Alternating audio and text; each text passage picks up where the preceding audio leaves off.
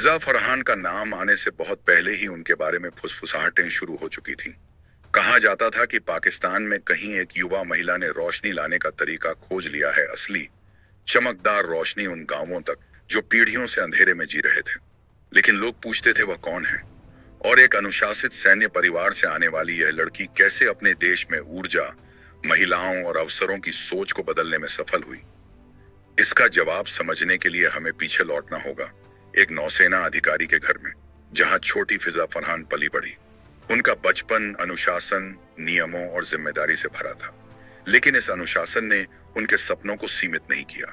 फिजा सिर्फ तय रास्तों पर चलने नहीं चाहती थी, वह बदलाव लाने वाला जीवन चाहती थी।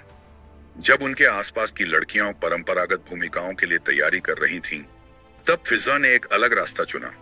उन्होंने पाकिस्तान के मशहूर LUMS, Lahore university management sciences में पढ़ाई की और फिर ब्रिटेन जाकर वॉरविक बिजनेस स्कूल से मास्टर्स इन मैनेजमेंट की डिग्री हासिल की। वहीं से उनकी सोच में एक नई चिंगारी जली। वॉरविक के कक्षाओं में, जहां नेतृत्व और समाज पर असर डालने की बातें होती थीं, फिजा ने समझा कि व्यवसाय सिर्फ मुनाफा कमाने का साधन नहीं, बल्कि बदलाव लाने की ताकत भी हो सकता है। पाकिस्तान लौटने के बाद फिजा आरामदायक नौकरी या विदेश में सुरक्षित करियर चुन सकती थी, लेकिन उनका दिल अपने देश की गलियों और गांवों से जुड़ा था।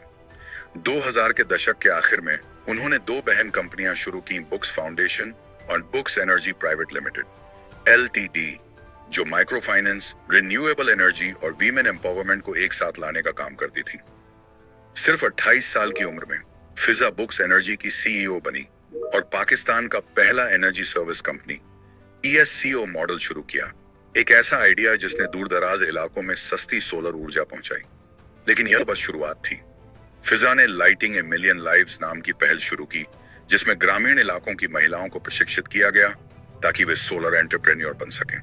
इन महिलाओं ने न सिर्फ अपने गांवों में बिजली पहुंचाई, बल्कि सम्मानजनक आजीविका भी पाई।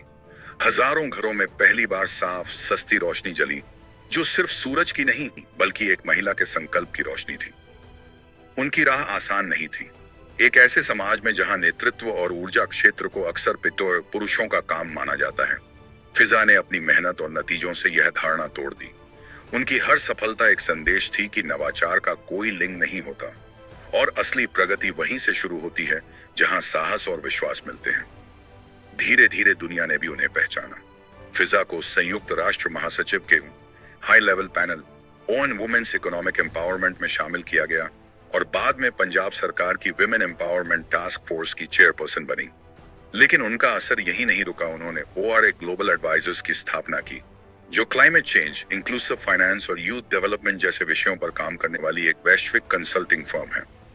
सम्मान अपने आप आने लगे। फिजा 2 बार फोर्ब्स 30 अंडर 30, 2015 और 2016 की सूची में शामिल हुई, और अप्रैल 2025 में उन्हें दुबई समिट में 40 अंडर 40 ग्लोबल लीडर्स के रूप में सम्मानित किया गया। वह इस सूची में शामिल होने वाली एकमात्र पाकिस्तानी थी। लेकिन अगर आप फिजा से पूछें कि उन्हें सबसे ज्यादा गर्व किस बात पर है, तो वह पुरस्कारों का नाम नहीं लेंगी। वह उन महिलाओं की बात करेंगी जिन्हें उन्होंने प्रशिक्षित किया, उन घरों की जिनमें उन्होंने रोशनी पहुंचाई, और उन प्रणालियों की जिन्हें उन्होंने बदला। फिजा फरहान की कहानी सिर्फ सीमाएं तोड़ने की नहीं है, यह उस सोच को फिर से परिभाषित करने की कहानी है कि असली नेतृत्व कैसा होता है। उन्होंने यह साबित किया कि जब एक महिला बदलाव का निर्णय लेती है, तो वह सिर्फ अपनी जिंदगी नहीं, बल्कि पूरे समाज की दिशा बदल देती है। उनकी कहानी उन सौर लैंपों की तरह है जिनकी रोशनी उन्हें गांवों तक पहुंचाई, सार्थक और अडिग। और शायद यह कहानी अभी खत्म नहीं हुई है, क्योंकि कहीं ना कहीं कोई और छोटी लड़की फिजा की कहानी सुन रही होगी और सोच रही होगी, अगर फिजा कर सकती है तो मैं भी अपनी दुनिया रोशन कर सकती हूँ।